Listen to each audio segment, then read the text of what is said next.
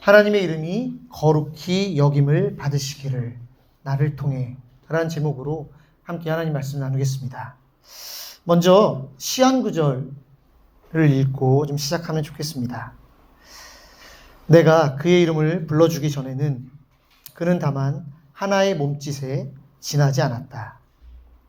내가 그의 이름을 불러주었을 때 그는 나에게로 와서 꽃이 되었다. 우리가 잘 아는 김춘수 시인의 꽃이라고 하는 시의 일부분입니다. 이 시를 통해 우리가 알 수 있는 건 이름이 가진 그 의미, 이름을 불렀을 때의 그 존재론적인 의미와 그 관계성에 대해서 우리는 알 수 있는데, 우리가 다 이름을 가지고 있죠. 여러분들의 이름은 어떤 의미가 있으십니까? 여러분들의 이름 마음에 드십니까? 또 마음에 들지 않는다고 개명하시는 분들도 계시던데, 다들 그러시겠지만 저도 아이들 이름 지을 때 참 고민을 많이 했던 것 같습니다.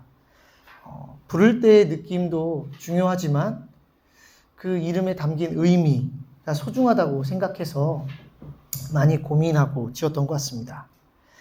저희 첫째 아이 이름을 지을 때 그 은서라는 이름이 유행했어요. 저는 잘 몰랐는데 그 가을동화라는 드라마의 여주인공 이름이 은서였더라고요.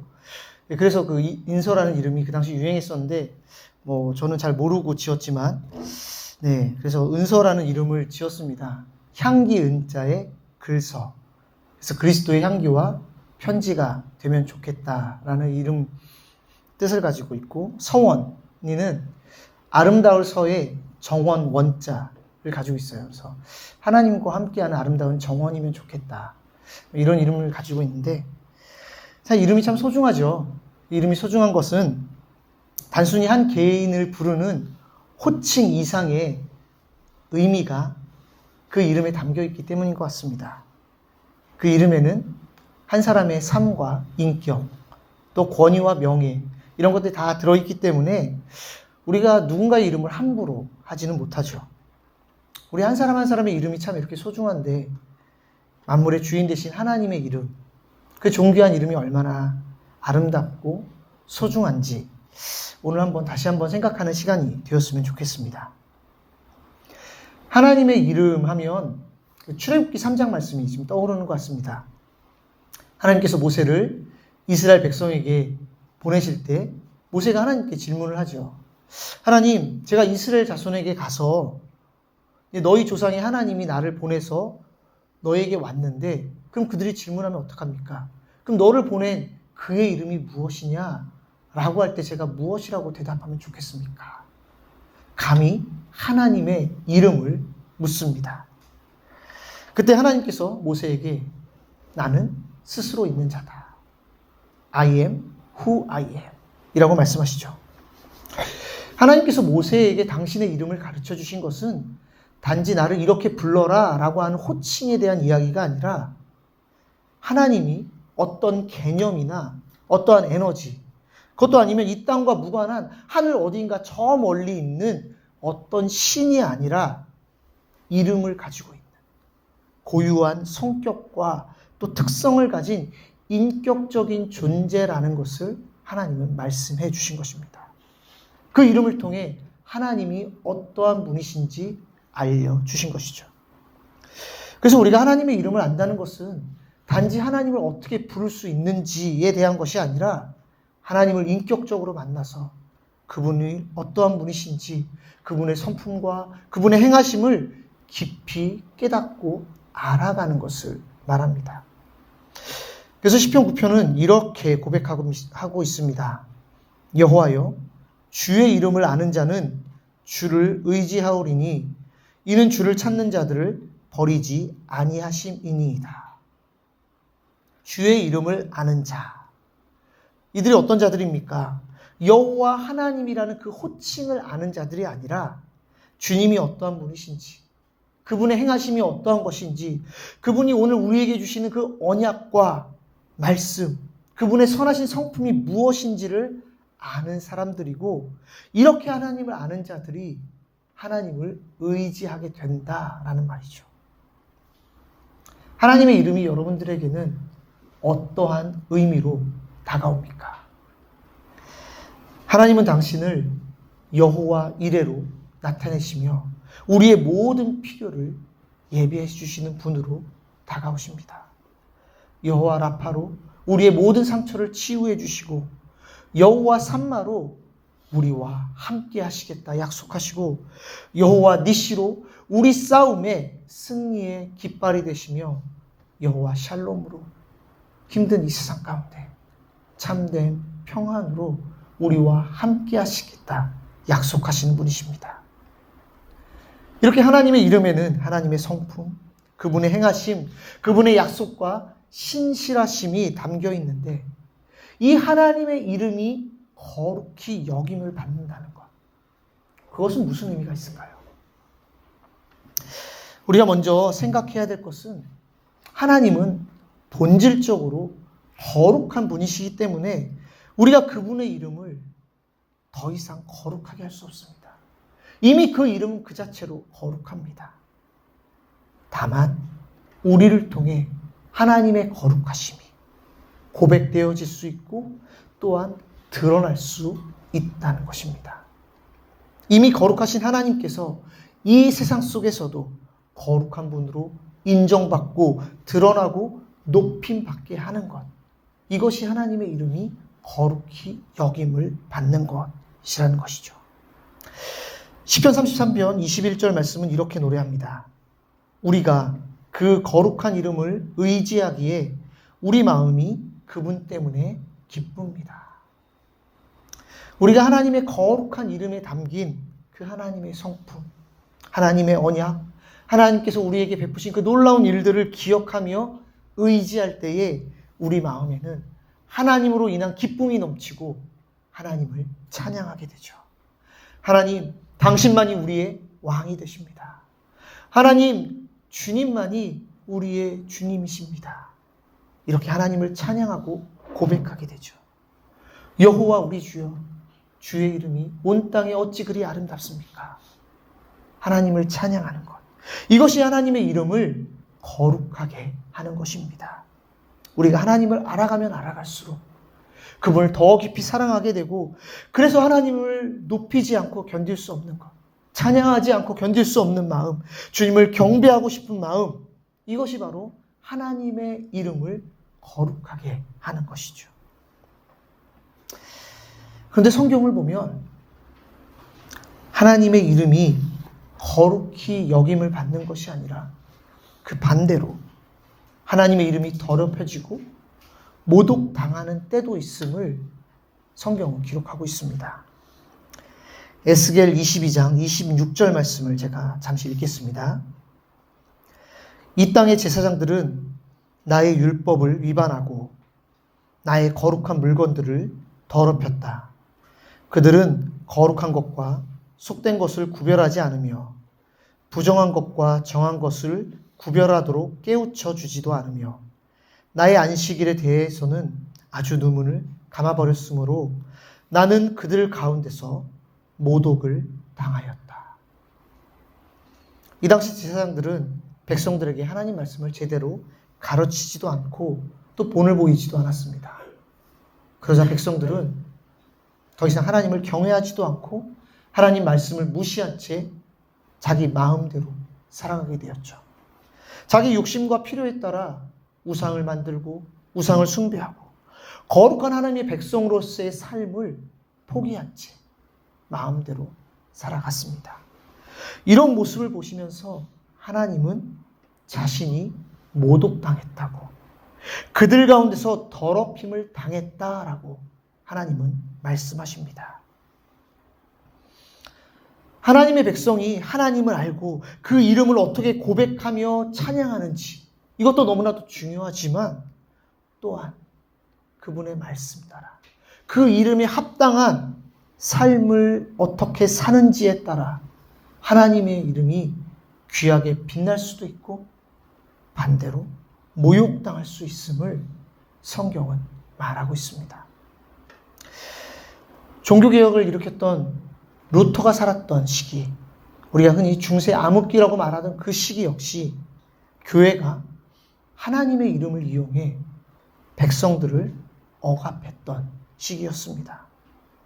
하나님의 용서하심도 돈으로 살 수 있다고 말하면서 면죄부를 팔았고, 하나님의 구원을 볼모로 삼아서 자신들의 권력과 부를 키워갔던 시기가 있었습니다. 이렇게 하나님의 이름으로 자행되었던 그 불의 앞에 루터는 이렇게 기도했다고 합니다. 그들은 자신들이 주님의 말씀과 교회의 법도를 가르친다고 고집스럽게 자랑하지만 실상은 주님의 이름으로 악마의 거짓과 속임수를 써서 세상의 수많은 가련한 영혼들을 유혹하고 심지어 무고한 피를 흘리게 하며 죽이기까지 합니다. 그러면서도 자신들이 주님을 위해 일한다고 믿고 있습니다. 지금은 어떻습니까? 지금도 하나님의 이름이 다양하게 오용되고 망령되이 사용되는 것을 보게 됩니다. 때로는 개인의 야망을 이루기 위해, 때로는 다른 사람들을 정죄하기 위해, 때로는 종교적 행위와 열심으로 자신의 의를 드러내기 위해 하나님의 이름을 자기 마음대로 사용하는 것을 우리는 볼 수 있습니다. 우리는 어떻습니까? 우리의 삶을 통해 하나님의 이름이 빛나고 있습니까? 아니면 우리의 삶 때문에 하나님의 이름이 낮아지고 있습니까? 우리가 잘 아는 것처럼 한국 사회 안에서 기독교에 대한 신뢰도가 매년 하락하고 있습니다. 한국기독교사회문제연구원이라는 곳에서 리서치를 했는데 작년에 한 내용입니다. 비개신교인 1094명에게 종교에 대한 호감도를 물어보았습니다. 불교가 1등이었고요. 52.9%. 그 다음엔 천주교. 그 다음에는 원불교가 17%. 그리고 개신교는 4등으로 14%만이 호감이 있다라고 말을 합니다. 여러분, 원불교 아십니까? 제가 관심이 없어서 그런지 모르겠지만 제 주변에 원불교를 믿는다는 사람을 제가 본 적이 없었습니다. 저도 이름만 알고 있지 어떤 종교인지 사실은 잘 알지 못해서 이번 설교를 준비하면서 한번 잠시 알아봤는데, 알고 보니까 이 원불교가 불교의 한 종파가 아니더라고요. 불교가 있어서 저는 불교의 한 종파인 줄 알았는데 불교와는 전혀 상관없는 종파였습니다. 이 원불교는 박중빈이라는 사람이 1916년에 창시한 종교고 우리나라에서 만들어진 종교인데, 모든 진리는 하나의 원처럼 두루 통한다는 것이 이 종교의 어떤 교리라고 합니다. 다들 원불교 잘 모르시죠? 주변에 아마 원불교를 믿는 분 찾아보기도 쉽지 않을 것 같습니다. 많은 사람들이 잘 알지도 못하는 이 원불교보다 기독교의 호감도가 낮다는 것. 내가 원불교는 잘 모르지만 그래도 기독교보다는 낫겠지. 사람들이 생각한다는 것입니다.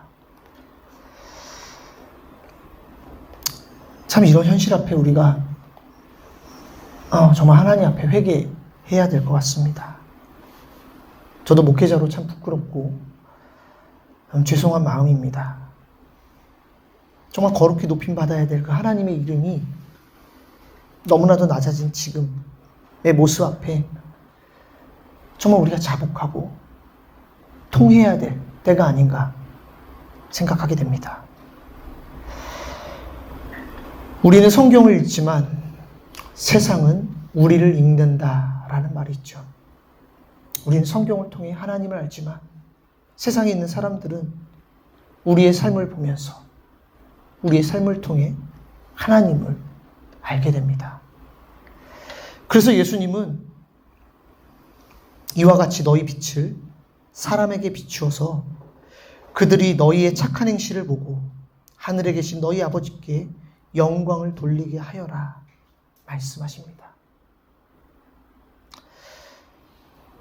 하나님은 우리같이 부족하고 연약한 자들을, 이 죄인된 우리를 불러서 하나님 나라 속하게 하여 주셨습니다. 하나님의 그 놀라운 사랑이 우리를 하나님의 자녀로, 하나님의 백성으로 살아갈 수 있게 해 주셨습니다. 이렇게 하나님의 사랑을 경험한 자들은 그 사랑에 힘입어 하나님의 뜻을 이루며 선한 일, 착한 행실을 하려고 애쓰게 되죠. 이런 우리의 모습을 보면서 주변에 있는 누군가가 야, 너 보니까 정말 하나님 계신 것 같다. 야, 네가 믿는 하나님 정말 계실지도 모르겠다. 내가 너 때문에 하나님에 대해서 다시 한번 생각하게 된다. 라고 말한다면 바로 그 순간 하나님이 영광을 받으십니다. 여러분, 이런 일들은 초대교회에서부터 시작돼서 지금까지 계속해서 일어나고 있습니다. 사도행전 2장 말씀을 보면 당시 예루살렘 교회가 어떠한 취급을 받았는지, 사람들의 시선이 어떠했는지 너무나도 잘 기록하고 있습니다. 제가 잠시 읽겠습니다. 믿는 사람이 다 함께 있어 모든 물건을 서로 통용하고 또 재산과 소유를 팔아 각 사람의 필요를 따라 나눠주며 날마다 마음을 같이하여 성전에 모이기를 힘쓰고 집에서 떡을 떼며 기쁨과 순전한 마음으로 음식을 먹고 하나님을 찬미하며 또 온 백성에게 칭송을 받으니 주께서 구원받는 사람을 날마다 더하게 하시니라. 아멘. 온 백성에게 칭송을 받았다. 이 말씀을 세번역 성경에서는 모든 사람에게서 호감을 샀다라고 표현합니다. 예루살렘 교회 성도들의 삶이 얼마나 아름다웠으면 모든 사람들에게 칭송을 받고 호감을 살 만큼 아름다운 모습이었다는 것이죠. 그리고 그로 인해 구원받는 사람들이 날마다 더하였다라고 성경은 증거합니다. 이것이 바로 하나님의 이름이 영광 받으시는 것입니다. 제가 태국에서 사역했을 때도 이러한 일들이 일어났었습니다. 제가 전에도 한번 이야기한 적 있었던 것 같은데 다시 한번 이야기하면 참 좋을 것 같습니다. 한 분이 처음으로 교회에 나오셔서 어떻게 교회에 나오게 됐는지 좀 물어봤습니다. 여러분 아시는 것처럼 태국은 불교의 나라죠. 어려서부터 불교의 교육을 받고 자란 사람들이 교회의 문턱을 넘는다는 게 쉬운 일이 아닙니다.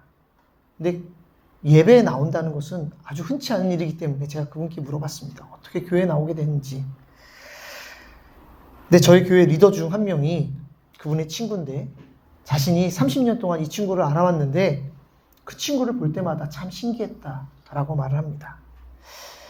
어떻게 그 친구는 항상 웃는 얼굴로 그렇게 다른 사람들의 일을 자기 일처럼 도와주면서 주변 사람들에게 잘하는지 자기 그 친구 볼 때마다 참 신기하고 본받고 싶다라는 생각이 들었다고 합니다.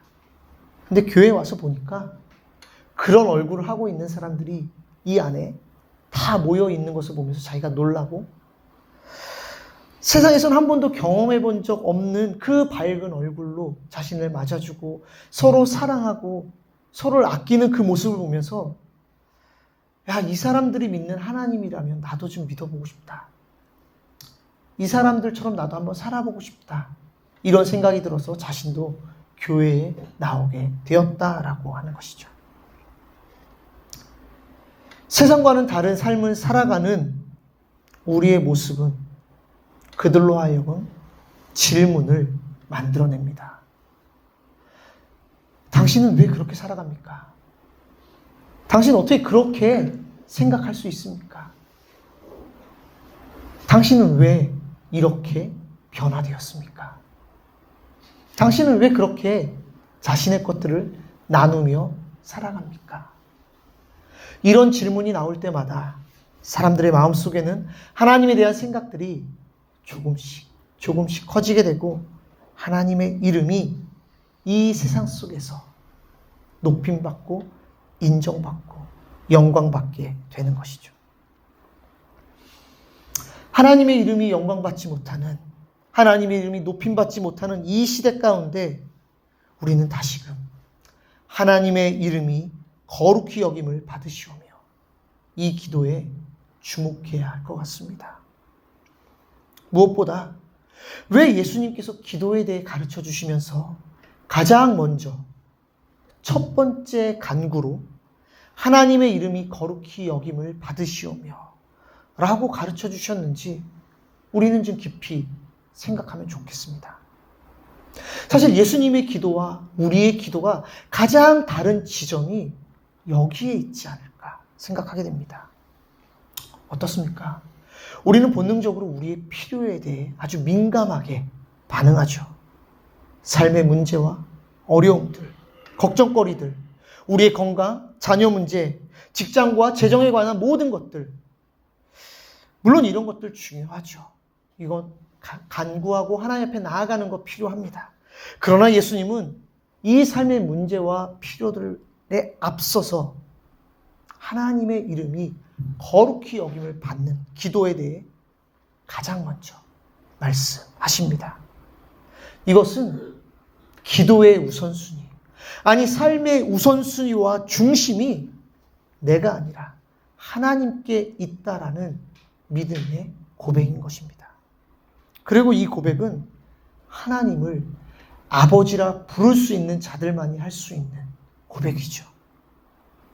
이 기도에는 하나님이 어떠한 분이신지 알아갈 때 주어지는 그 하나님을 향한 온전한 신뢰와 하나님을 향한 감격이 함께 들어있습니다.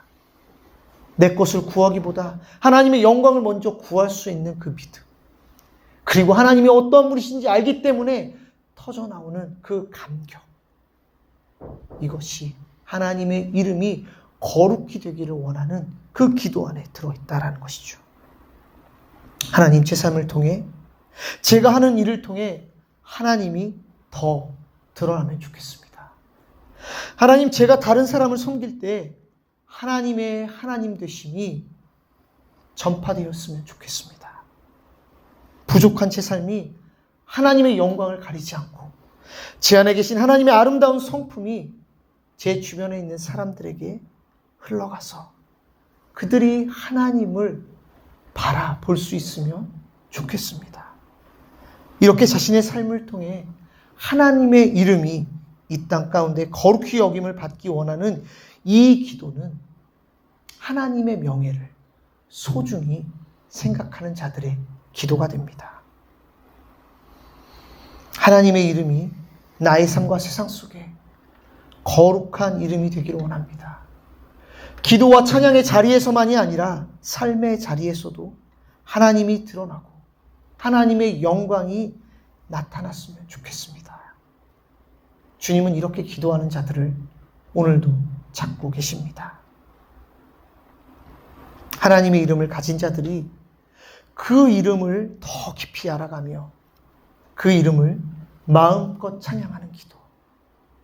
나 자신만 바라보던 시선이 하나님을 향하고 그 하나님의 영광을 구하는 삶으로 변화되기를 원하는 기도. 이런 기도가 오늘 예수님께서 가르쳐 주신 첫 번째 간구인 하나님의 이름이 거룩히 되기를 원하는 기도입니다. 그래서 우리가 날마다 이렇게 기도했으면 좋겠습니다. 하늘에 계신 우리 아버지요, 아버지의 이름이 거룩히 여김을 받기를 소망합니다. 이것이 나의 가장 첫 번째 소원입니다. 부족한 나의 삶을 통해 하나님의 이름이 거룩히 드러나기를 주님 원합니다. 주님, 나의 삶을 빚어가시고 나의 삶을 새롭게 하여 주셔서 하나님의 이름에 합당한 삶을 살아갈 수 있도록 주님, 오늘도 인도하여 주시옵소서. 이 기도가 오늘 우리의 고백이 되고 또한 삶이 되기를 주님의 이름으로 축복합니다.